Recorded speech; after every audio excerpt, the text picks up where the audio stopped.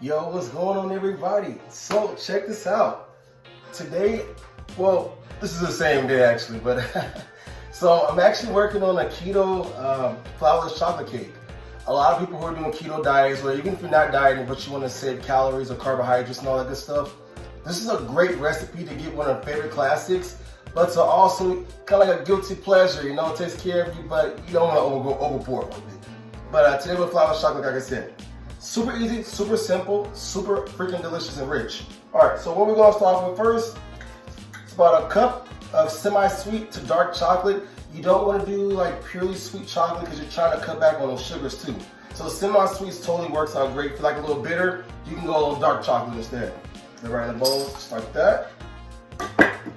Then the recipe also calls for half of a cup of butter. Half a cup of butter is like one stick. So all you gotta do is pop that bad boy open, chop it up, toss it on right there, bam, with the chocolate chips there.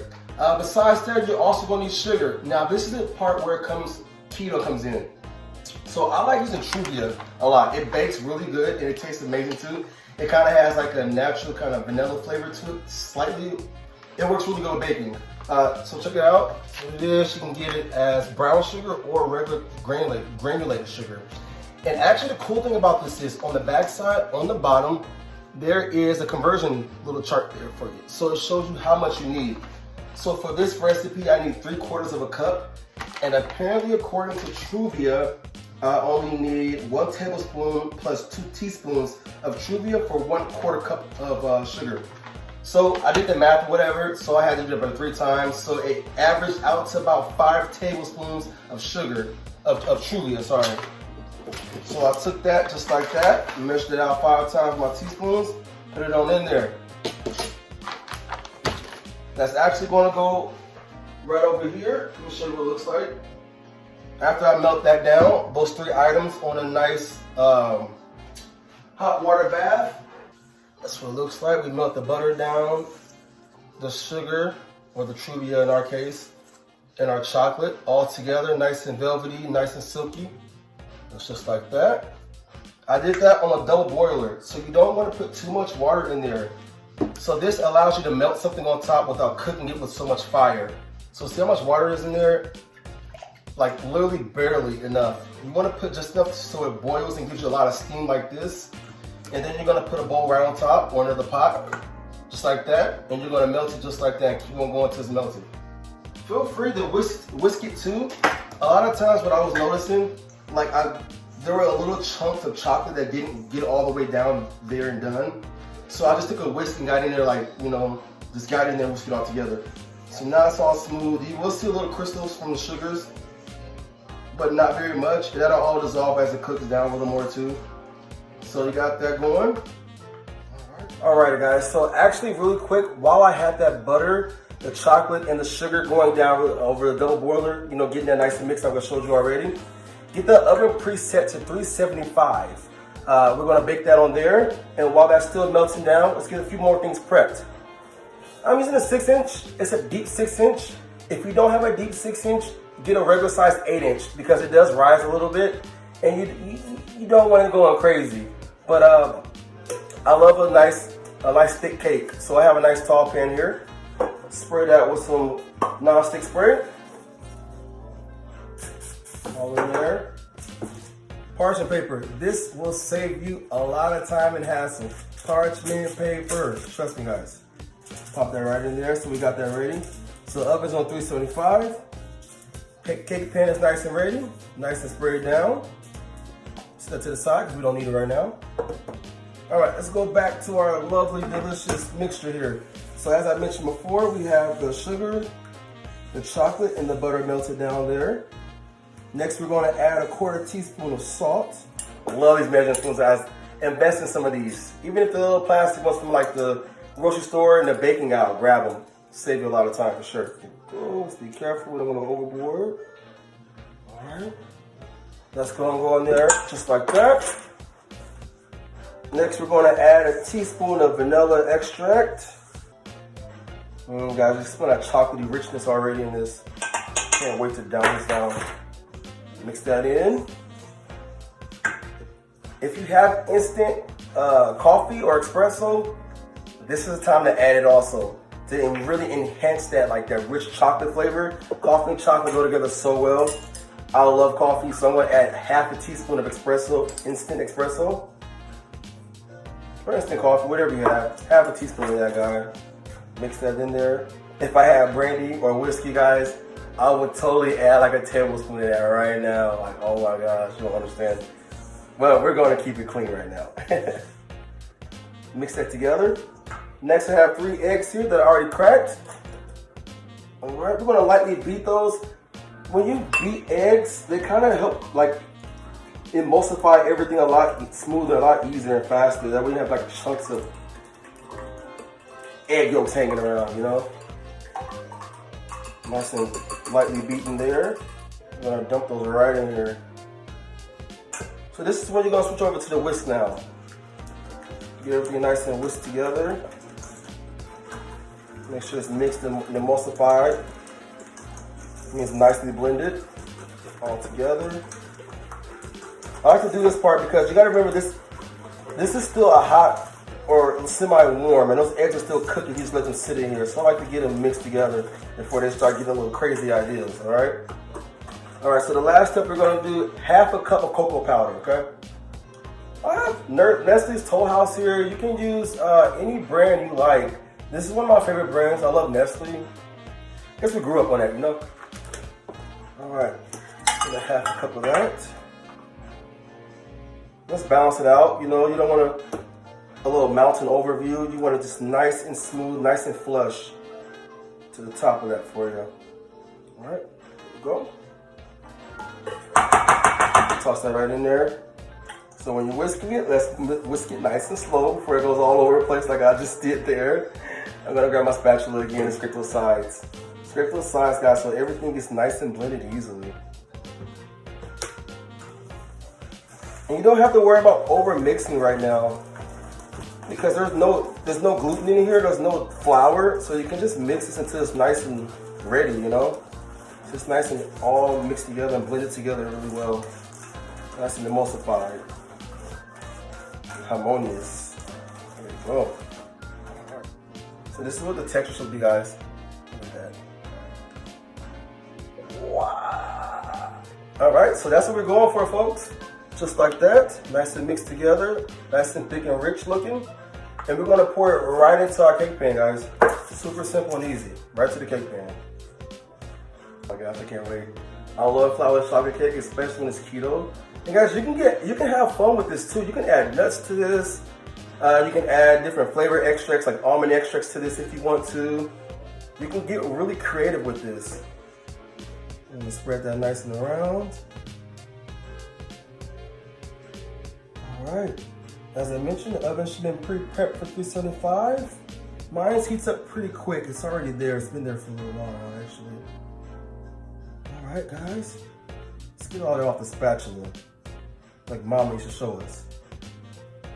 All right, I'm gonna wash my hands and be right back, guys. All right, guys, that's it. It's all set in there. It's all in there. It's gonna rise and do its thing later. So I'll be back. I'm gonna show you how we do a chocolate ganache on top. We're going to top it off with fresh raspberries and blueberries and a little powdered sugar. I know we said keto, but I want it slightly cheap. I can spare a few carbs, right, guys? All right, guys, be back in a little bit, all right? Pop that right now. All right, everybody, now that I'm back. So the cake is now almost done cooling down. That's been baking for about 30 minutes. It's almost done. We're going to do the ganache next part. So I'll take about a cup of chocolate chips again, semi-sweet or dark chocolate, your choice. And about a half a cup of cream, and I got that nice and hot. And I'm gonna pour it right on top of the chocolate so you can melt that down and mix that right on up together. This is how you create a ganache. Normally, a classic recipe is about half and half equal parts, or whatever you like to do with equal parts with those. So I'm gonna mix it up together. And you can add whatever you want to right now too. You can add vanilla extract, you can add orange peels, zest, lemon zest. Whatever you like to do, just get that mixing down. See how it's coming together? So just like that. I'm gonna keep on going till it's nice and velvety and rich.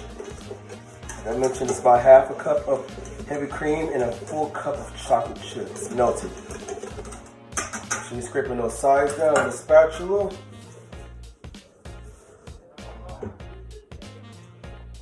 good.